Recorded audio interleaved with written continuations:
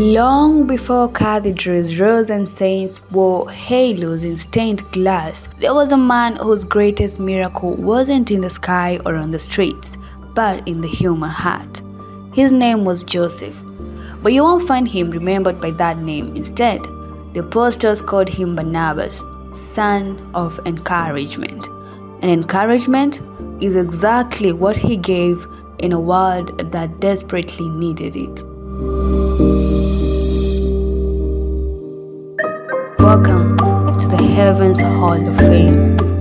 He was a man who saw what others couldn't. It was a dangerous time to follow Jesus. The Christian movement was still new, fragile, often misunderstood, and the words from persecution were fresh. One day, a man named Saul, a former enemy of the church, showed up in Jerusalem claiming he'd seen a vision of Jesus. The believers didn't trust him. Who could blame them? Saul had hunted down their brothers and sisters and dragged them to prison and even approved of executions. But in that silence of suspicion, one voice spoke up: Barnabas. He saw what others couldn't: a changed man. He didn't see Saul's past, he saw the future Paul. And because Barnabas believed in him, the church gave Saul a second chance, and Christianity was never the same again. He was the silent strength behind a bold mission. Barnabas was no spotlight seeker. When Paul began to preach with fire and most would have stepped aside in jealousy or pride, not Barnabas. He wasn't afraid to lead, but he was never afraid to lift someone else higher either.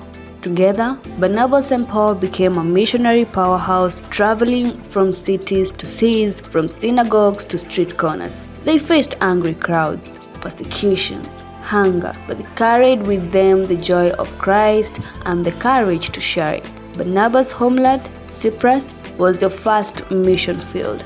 He returned not as a landowner or teacher, but as an apostle. Not one of the original 12, but chosen by the Holy Spirit and sent out with Paul to spread the gospel. But perhaps the truest measure of Barnabas' heart came not in public preaching, but in a quiet act of loyalty. Because on the second journey, Paul refused to take along John Mark, a young disciple who previously abandoned them. Paul saw failure, but Barnabas saw potential. He believed people could grow. He believed in grace. So Barnabas chose to part ways with Paul, not out of anger, but out of love for someone who needed another chance. That young man, he would go on to write the Gospel of Mark because someone believed in him.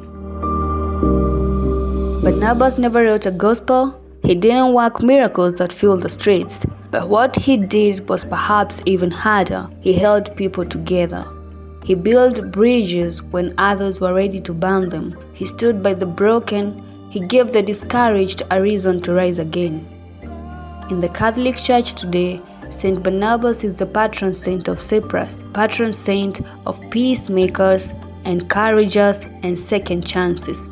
His feast day, June 11, is a call to remember those who lift others without needing recognition. His message is more needed than ever. Believe in others. Be the quiet strength behind someone else's success. Make space for grace. Because sometimes the greatest saints aren't those who change the world in loud ways, but those who change people one heart at a time.